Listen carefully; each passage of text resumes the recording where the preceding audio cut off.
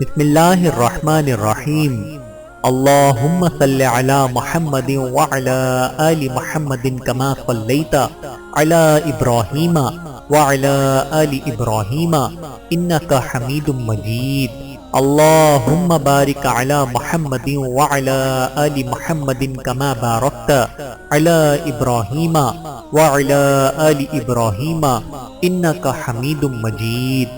بسم اللہ الرحمن الرحیم۔ السلام علیکم ورحمۃ اللہ وبرکاتہ۔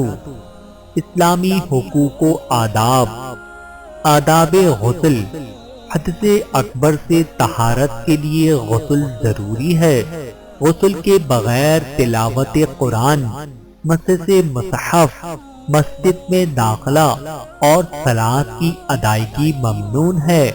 5 اوقات میں غسل واجب ہے۔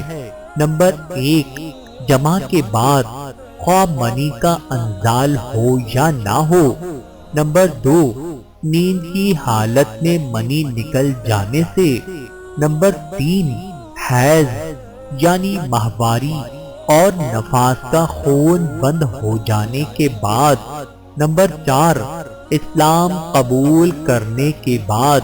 نمبر 5، موت ہو جانے کے بعد۔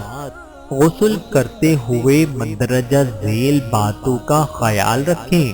نمبر 1، غسل سے پہلے دل میں طہارت کی نیت کریں۔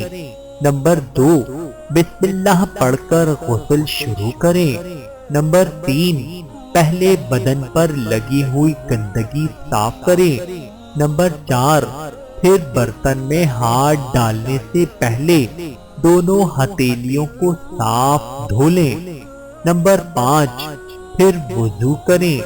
نمبر 6، پھر جسم کے تمام حصوں تک پانی پہنچائیں۔